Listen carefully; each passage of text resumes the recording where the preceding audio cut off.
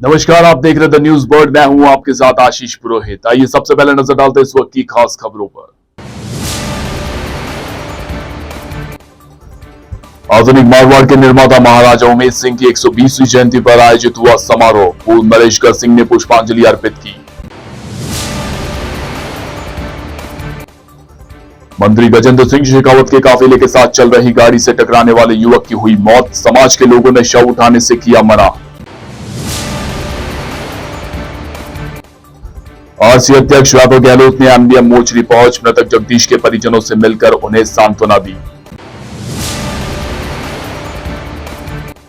बाड़मेर में एनकाउंटर में मारे गए ओमाराम के परिजनों ने किया धरना प्रदर्शन। आरएलपी प्रदेश अध्यक्ष पुखराज गर्ग परिजनों से मिलने जोधपुर पहुंचे। और अब खबरें विस्तार से। जोधपुर के मटकी चौराहे के पास 27 जून को जल शक्ति मंत्री गजेंद्र सिंह शेखावत के काफिले के साथ चल रही एक कार से बाइक सवार युवक जगदीश टकरा गया था, जिसमें जगदीश गंभीर रूप से घायल हो गया। उसे तुरंत एम्बुलेंस से अस्पताल में भर्ती करवाया गया, लेकिन आज दोपहर में इलाज के दौरान जगदीश की मौत हो गई, जिसके बाद युवक के परिजन व समाज के लोगों ने मोर्चरी के बाहर धरना प्रदर्शन करना शुरू कर दिया। समाज के लोगों की मांग है कि मंत्री शेखावत द्वारा मृतक के परिजनों को 1 करोड़ रुपए का मुआवजा देते हुए परिवार के एक सदस्य को सरकारी नौकरी दी जाए। जांगीड़ युवा संस्थान अध्यक्ष सवाई सुतार ने बताया कि केंद्रीय मंत्री शेखावत ने परिजनों को मात्र आश्वासन दिया, लेकिन किसी प्रकार की कोई आर्थिक सहायता नहीं की।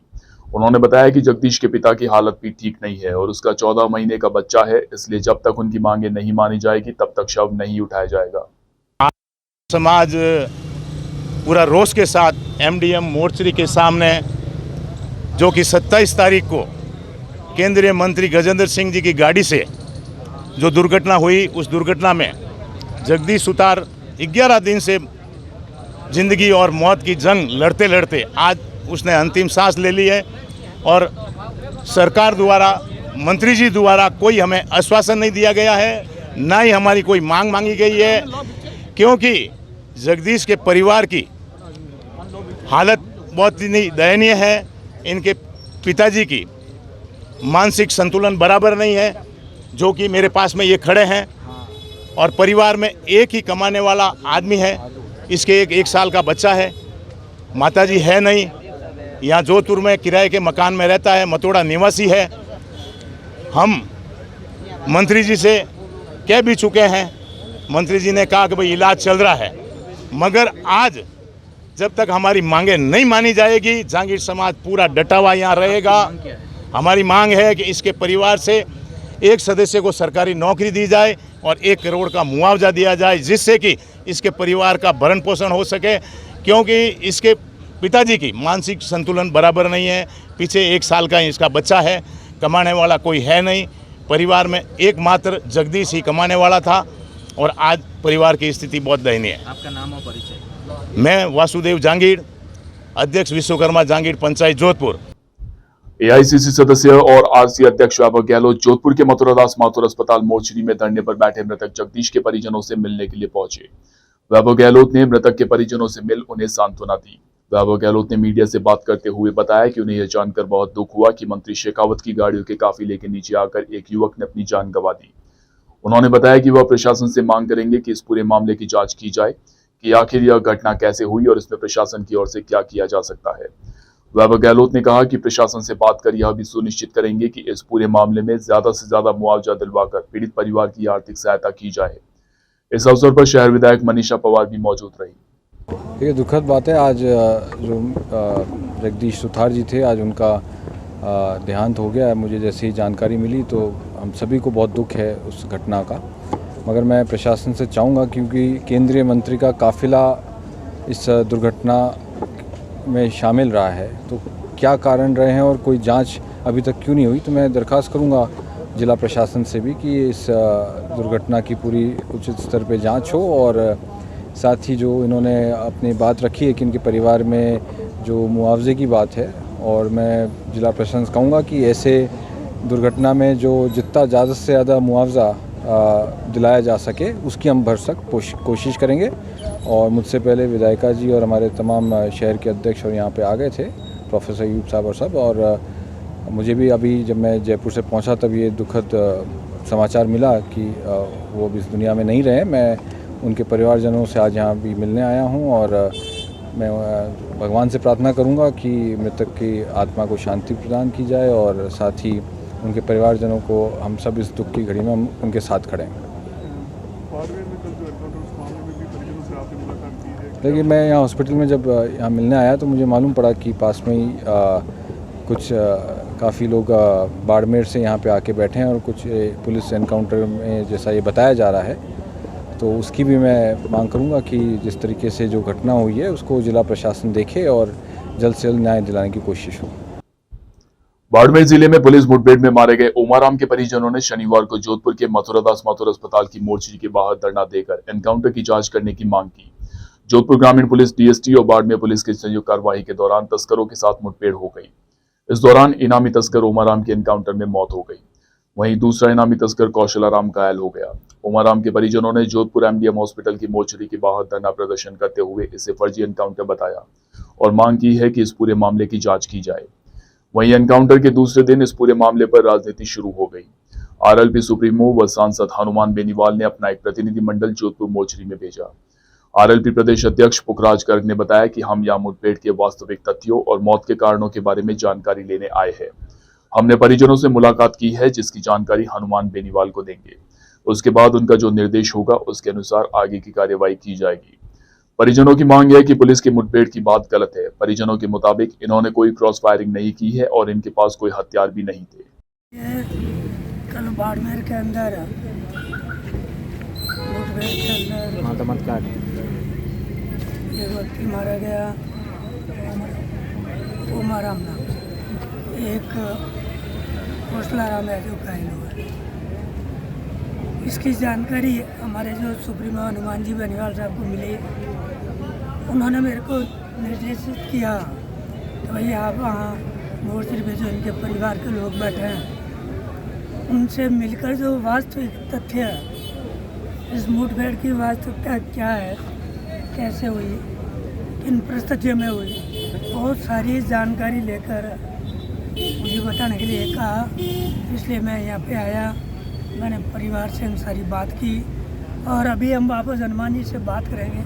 उसके बाद जो भी दिशा निर्देश होगा उनका, उस हिसाब से कार्रवाई करेंगे। परिजनों की क्या मांग है? कुछ परिजनों की तो मांग है भाई, ये जो मुठभेड़ है जो गलत की है, परिवार का तो यही है। कोई उन्होंने परिवार के हिसाब से उन्होंने कोई क्रॉस फायरिंग भी नहीं की है। उनके पास कल की तारीख कोई शस्त्र भी नहीं पाया, जैसा परिवार वाले जो बता रहे हैं। लेकिन अभी देखो, बातचीत होने के बाद में हम क्या आदेश देते हैं उसे। देश की सबसे लोकचर्चित वंदे भारत ट्रेन शुक्रवार को जोधपुर से साबरमती के लिए रवाना हुई, जिसके लिए जोधपुर रेलवे स्टेशन पर समारोह आयोजित किया गया। प्रधानमंत्री नरेंद्र मोदी द्वारा वर्चुअली हरी झंडी दिखाकर ट्रेन को रवाना किया गया। वंदे भारत ट्रेन के शुभारंभ समारोह में बिखरी हुई अव्यवस्थाओं को लेकर कांग्रेस नेताओं की प्रतिक्रिया भी सामने आ रही है। इसी के चलते कांग्रेस के वरिष्ठ नेता और प्रवक्ता अजय त्रिवेदी ने भाजपा पर निशाना साधते हुए कहा कि शहरवासियों को प्रतीक्षा थी वंदे भारत एक्सप्रेस के शुभारंभ की और पूरा शहर उत्साहित था, किंतु साबरमती वंदे भारत एक्सप्रेस का जिस तरह से भाजपाकरण किया गया, उससे तो यह लग रहा है कि यह ट्रेन नहीं बल्कि भाजपाइयों के वोट बैंक का कोई नया साधन है। त्रिवेदी ने कहा कि सार्वजनिक उपक्रमों का राजनीतिकरण कर उसे भाजपामय करने का प्रयास न केवल दुखद है बल्कि निंदनीय भी है। डॉक्टर त्रिवेदी ने कहा कि जोधपुर के सांसद व यहाँ के स्थानीय भाजपा नेताओं की यह छोटी सोच है कि यह ट्रेन भाजपा की चलाई हुई ट्रेन है और इसके उद्घाटन पर बैठने का हक भी भाजपाइयों को ही है, बल्कि जोधपुर भाजपा का यह कृत्य ओछी मानसिकता का परिचाय है। डॉक्टर त्रिवेदी ने कहा कि जोधपुर के डीआरएम से मिलकर सोमवार को वह अपना विरोध दर्ज करवाएंगे और रेल संपत्ति पर मात्र भाजपा का ही नहीं अपितु सबका अधिकार है, यह स्पष्ट करेंगे। वंदे भारत एक्सप्रेस, साबरमती वंदे भारत एक्सप्रेस का शुभारंभ था। पूरे शहर के लिए एक बहुत ही प्रतीक्षित और उत्साह का विषय था कि हमारे शहर से वंदे भारत शुरू हो रही है। परंतु आज स्टेशन पे, रेलवे स्टेशन पे सांसद भी मौजूद थे और जिस तरीके से वंदे भारत की इस रेल पे भारतीय जनता पार्टी के कार्यकर्ताओं ने कब्जा कर लिया, उसमें वो ये संदेश देने में लग गए कि ये भारतीय जनता पार्टी की ही ट्रेन और भारतीय जनता पार्टी ने जैसे इसका आविष्कार सा किया, इस तरह का मैसेज देने लग गए। ये बहुत दुखद और निंदनीय है। भारतीय जनता पार्टी के कार्यकर्ताओं को ये समझना चाहिए, भारतीय जनता पार्टी के नेताओं को ये समझना चाहिए कि ये रेलगाड़ी जो है जोधपुर के लिए, शहर के लिए, प्रदेश के लिए, देश के लिए शुरू हुई है। सार्वजनिक उपक्रम है, किसी की व्यक्तिगत संपत्ति नहीं है, भारतीय जनता पार्टी की व्यक्तिगत संपत्ति नहीं है।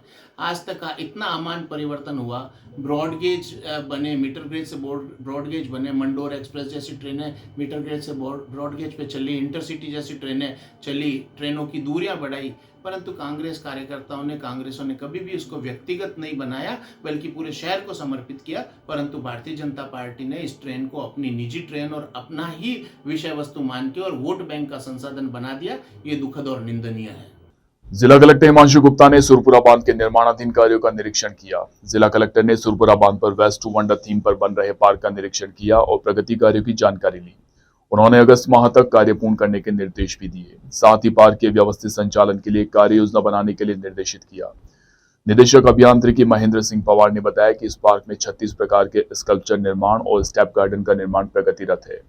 इस दौरान जसवंत सिंह कछवाहा, जोधपुर विकास प्राधिकरण के आयुक्त देवेंद्र कुमार, जोधपुर विकास प्राधिकरण के अधीक्षण अभियंता राकेश परिहार, जन स्वास्थ्य अभियांत्रिकी विभाग के अधिशासी अभियंता संदीप कछवाहा, जोधपुर विकास प्राधिकरण के अधिशासी अभियंता सुबोध माथुर व अभिषेक परिहार सहित संबंधित अधिकारी मौजूद रहे। यह वक्त तो चला एक छोटे से ब्रेक का। ब्रेक के बाद भी खबरों का सिलसिला जारी रहेगा। आप बने रहिए द न्यूज बर्ड के साथ। हर चीज की इंस्पिरेशन ली। My most awaited day is finally here. Mister perfect से ज्यादा ना परफेक्ट पिक्चर्स का वेट था। कपड़े डिजाइनर, बालों में रेड रोजेस और मेकअप न्यूड, पर गहने माँ जैसे। चमक दादी की और अंदाज मेरी नानी का। इनके नूर का राज बचपन से जानना था। आसपास नहीं तो थोड़ा कुछ इन्हीं के जैसा लगना था, क्योंकि कुछ चीजें आज भी भरोसे से चलती है और अपनों की सलाह से ही तो हर दुल्हन सजी है। अशोक ज्वेल्स, गहने जो बने हैं अपनों से।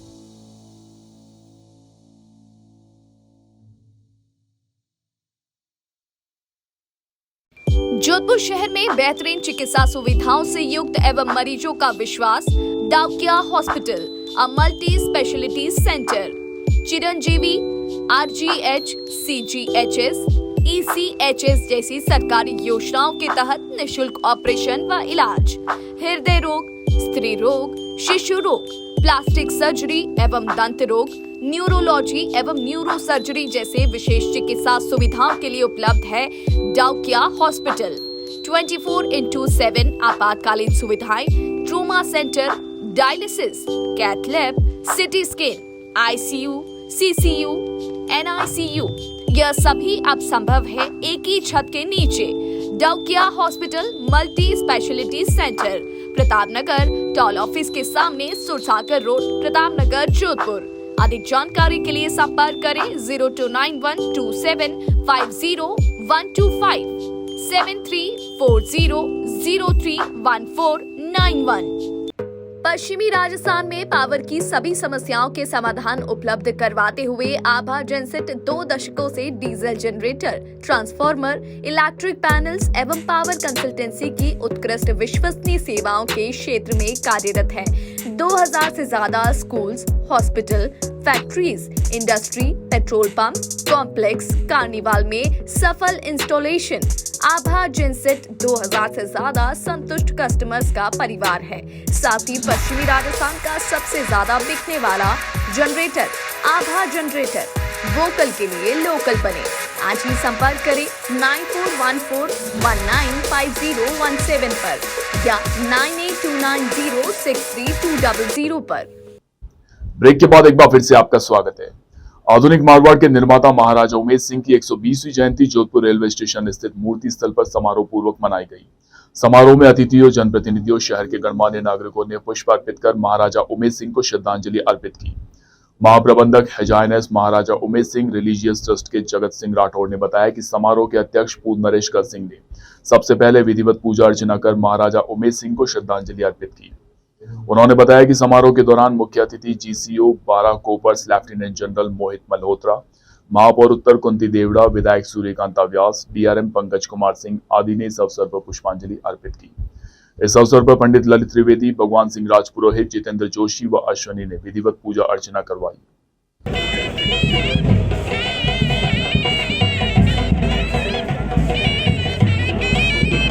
महाराज जोगमेर सिंह जी की 120वीं जयंती है और मैं सब जोधपुर मारवाड़ वासियों ने हमारी तरफ से बधाई दूँ और आशा करूँ कि आगे अपनो जमन अच्छो वेला और सब राजी खुशी रहेगा।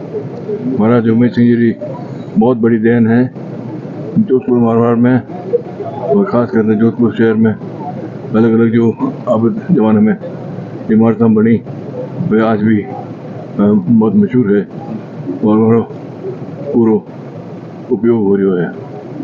मैं चाहूँगा कि जिन तरह महाराज जोगमेर सिंह जी अपना सभा ने एक साथ रखा और भाईचारा रखो जोधपुर वो बढ़िया रहे और हमारी तरफ से आप सभा ने बहुत बहुत शुभकामना बधाई। शहर के न्यू कैंपस परिसर में महिला अध्ययन केंद्र के एक कमरे में शनिवार दोपहर में खिड़की में वेल्डिंग करते समय अचानक आग लग गई।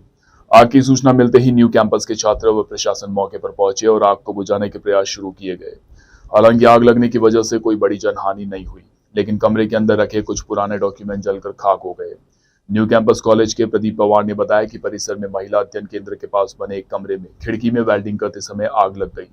आग लगने की वजह से कमरे के अंदर रखे काफी डॉक्यूमेंट जलकर खाक हो गए, लेकिन छात्रों द्वारा बड़ी संख्या में डॉक्यूमेंट बाहर निकालकर उन्हें सुरक्षित किया गया।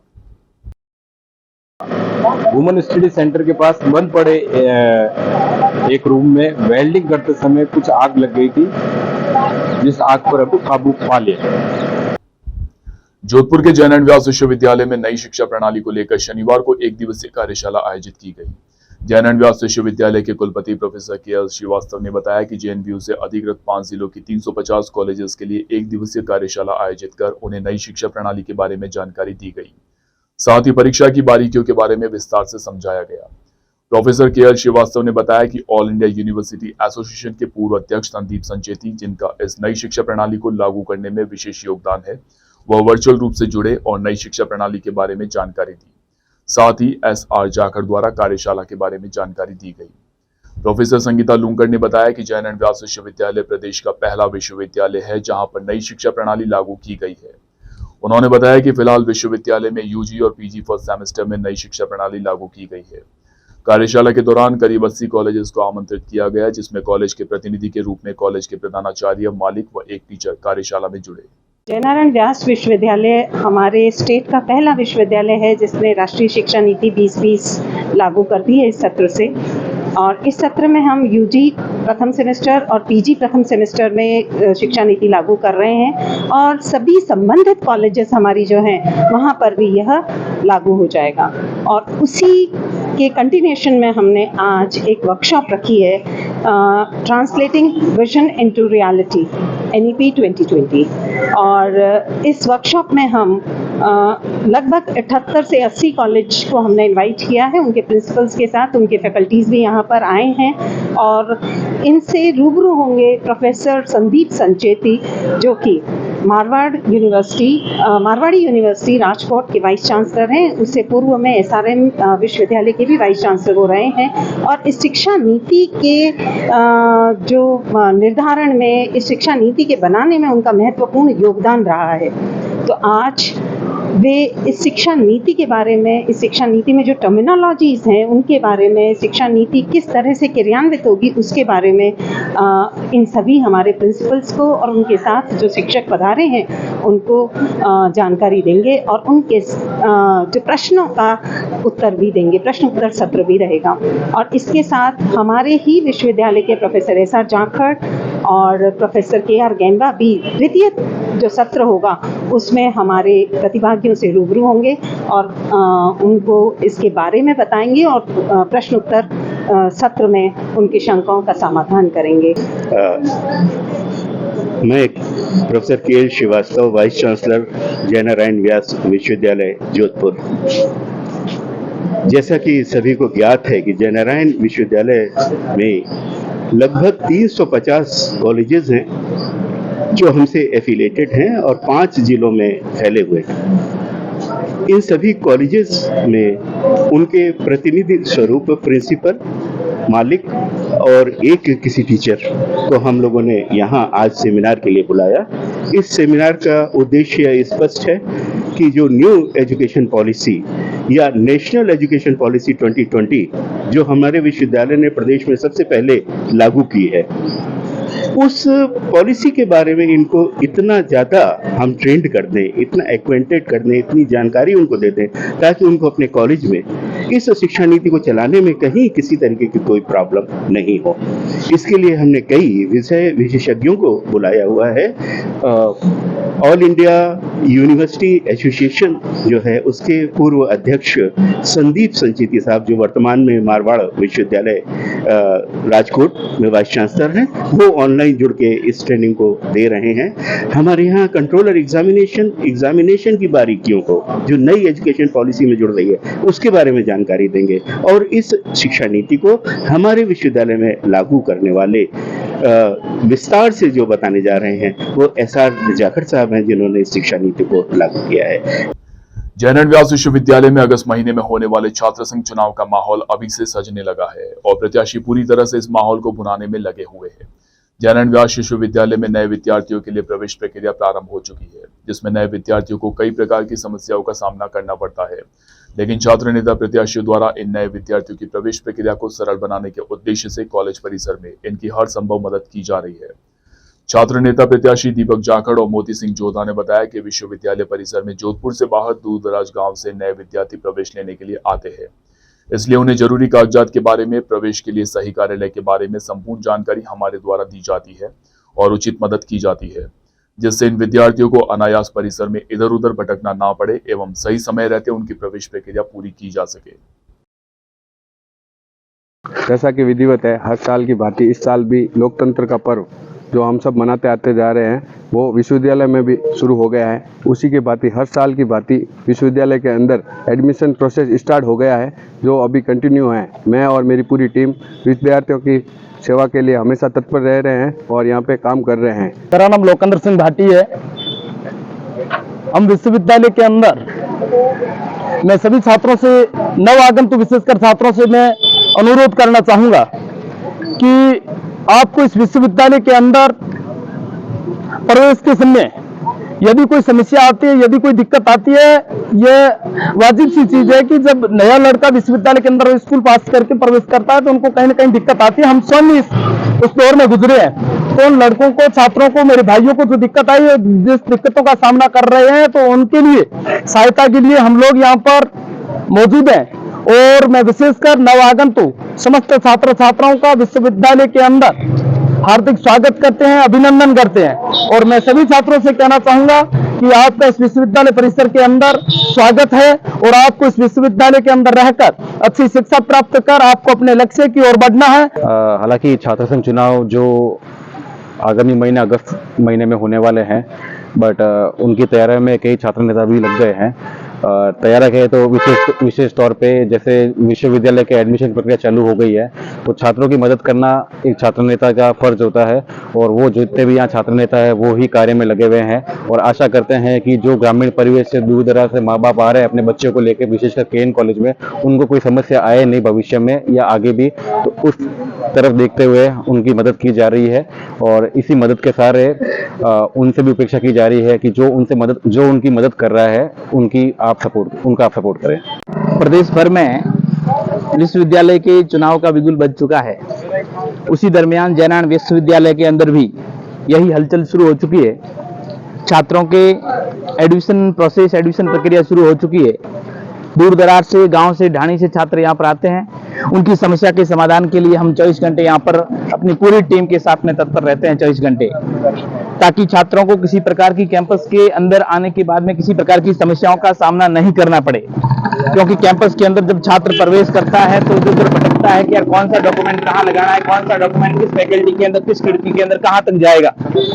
तो उसको ध्यान में रखते हुए मेरी पूरी टीम के साथ 50 से 60 टीम के साथ में हम यहाँ पर 24 घंटे सुबह 8 से लेकर शाम 7 बजे तक यहाँ पर खड़े रहते हैं, ताकि स्टूडेंट को किसी प्रकार की समस्या का सामना नहीं करना पड़े। उनकी समस्याओं के समाधान के लिए हम सब युवा यहाँ पर मजबूती के साथ में खड़े रहते हैं। उनको किसी प्रकार की समस्या आए, किसी प्रकार की दिक्कत आए तो उनकी समस्याओं को समाधान करने के लिए हम सब भाई मजबूती के साथ में यहाँ पर खड़े हैं।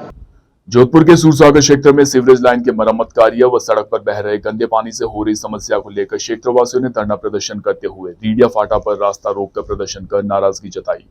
क्षेत्रवासियों ने बताया कि पिछले लंबे समय से क्षेत्र में सड़क निर्माण व सीवरेज लाइन का कार्य चल रहा है, जिसके चलते सीवरेज का गंदा पानी सड़कों पर बह रहा है, लेकिन प्रशासन द्वारा इस ओर कोई उचित कार्यवाही नहीं की जा रही है। उन्होंने बताया कि क्षेत्रवासियों व व्यापारियों को आवागमन में परेशानियों का सामना करना पड़ रहा है। इनका कहना है कि इस संबंध में पूर्व में भी स्थानीय पार्षद, महापौर व जिला कलेक्टर को ज्ञापन सौंपा गया, लेकिन अभी तक कोई उचित कार्यवाही नहीं की गई। आज धरना प्रदर्शन के दौरान पुलिस ने मौके पर पहुंचकर नगर निगम के अधिकारियों व निर्माण कार्य कर रहे ठेकेदार को मौके पर बुलाकर समझाइश करने का प्रयास किया। क्षेत्रवासियों ने बताया कि यदि जल्द ही समस्या का समाधान नहीं किया गया तो उग्र आंदोलन किया जाएगा, जिसकी समझ जिम्मेदारी प्रशासन की होगी। सूरसागर से लेके नोएडा वाइंस की दुकानों तक जो सीवरेज लाइन का कार्य चल रहा है, पिछले 6 महीनों से इतना सीवरेज का कार्य चल रहा है और पानी जो सीवरेज का पानी बाहर आ रहा है, उसकी वजह से स्कूल के बच्चे, आमजन और हम लोग दुकानदार इतने परेशान हो रखे हैं कि हमारे ना तो कोई ग्राहक ऊपर दुकान में चढ़ रहा है, ना हम लोगों को बैठने में इतनी परेशानी हो रही है कि इसकी कोई लिमिट नहीं है। आज क्या क्या आज हम लोगों ने यहाँ पे सूरसागर बाईपास पे धरना प्रदर्शन किया, रास्ता जाम किया था, तो फिर पुलिस प्रशासन आके हम लोगों को बोला कि नगर निगम के अधिकारी और जो भी ये सीवरेज का जिसके पास ठेका है वो लोग अधिकारी यहाँ पे आ रहे हैं, उनसे आप बैठ के बात कर लीजिए। जोधपुर के भगत की कोठी कृष्णा मंदिर की गली 4 में रहने वाले एक व्यक्ति ने अपने ससुराल पक्ष के खिलाफ रिपोर्ट दर्ज करवाई है, जिसमें बताया कि उसकी पत्नी और ससुराल वालों ने मिली भगत कर उसे और उसकी मां को खाने में जहर देकर मारने का प्रयास किया। साथ ही उसकी पत्नी किसी बोबे के चक्कर में, जो कि जादू टोना करता है, यह लोग उसकी संपत्ति हड़पने की कोशिश में लगे हैं। पीड़ित की रिपोर्ट पर अब भगत की कोठी पुलिस जांच कर रही है। देवेंद्र की तरफ से केस दर्ज करवाया गया है। इसमें बताया कि उसकी शादी झालामंड की रहने वाली डिंपल से हो रखी है, मगर डिंपल का व्यवहार कुछ अरसे से बिगड़ा हुआ है। इस साल जनवरी में उसने अपने पीहर पक्ष के लोगों के कहे अनुसार पीड़ित और उसकी मां को खाने में जहर देकर मारने का प्रयास भी किया था। उसने खाना नहीं खाया तो वह बच गया, मगर उसकी मां बीमार हो गई, जो कि बाद में स्वस्थ हो गई। इसके बाद उसकी पत्नी पीहर जाकर बैठ गई और वहां पर किसी बोबे जियाराम भाट को साथ लेकर घर पर जादू टोना करने लगी है। उसके ससुराल पक्ष के लोग उसकी संपत्ति हड़पने की नीयत से यह सब कर रहे हैं। रिपोर्ट में परिवादी ने अपनी पत्नी डिंपल, भोपा जियाराम भाट, ससुर और साले को नामजद किया है। भगत की कोठी पुलिस ने घटना में अग्रिम जांच शुरू कर दी है। जोधपुर के प्रतापनगर सदर थाना क्षेत्र में लाला लाजपत राय कॉलोनी में रहने वाली एक युवक ने अपने घर में फंदा लगाकर आत्महत्या कर ली। आत्महत्या का कारण अभी तक पता नहीं चल पाया है। इस बारे में उसके चाचा ने मृग में रिपोर्ट दर्ज की है। शव को कार्रवाई के लिए परिजन के सुपुर्द कर दिया गया है। प्रतापनगर सदर पुलिस ने बताया कि लाला लाजपत राय कॉलोनी निवासी 25 साल के हरीश पुत्र छलाराम मेघवाल ने अपने घर में फंदा लगाकर खुदकुशी कर ली। उसकी आत्महत्या के कारण का पता नहीं चला है। फंदे पर लटके होने की जानकारी परिजन को चलने पर अस्पताल लाया गया, मगर डॉक्टर ने उसे मृत घोषित कर दिया। पुलिस ने बताया कि शव को कार्रवाई के बाद सौंप दिया गया। और आइए अंत में एक बार फिर से नजर डालते हैं इस वक्त की खास खबरों पर। आधुनिक मारवाड़ के निर्माता महाराजा उमेश सिंह की 120वीं जयंती पर आयोजित हुआ समारोह। पूर्व नरेशकर सिंह ने पुष्पांजलि अर्पित की। मंत्री गजेंद्र सिंह शेखावत के काफिले के साथ चल रही गाड़ी से टकराने वाले युवक की हुई मौत। समाज के लोगों ने शव उठाने से किया मना। आरसी अध्यक्ष वैभव गहलोत ने एमडीएम मोचरी पहुंच मृतक जगदीश के परिजनों से मिलकर उन्हें सांत्वना दी। बाड़मेर में एनकाउंटर में मारे गए ओमाराम के परिजनों ने किया धरना प्रदर्शन। आरएलपी प्रदेश अध्यक्ष पुखराज गर्ग परिजनों से मिलने जोधपुर पहुंचे। अभी के लिए फिलहाल इस बुलेटिन में इतना ही। राज्य की और खबरें जानने के लिए आप बने रहिए द न्यूज बर्ड के साथ। नमस्कार।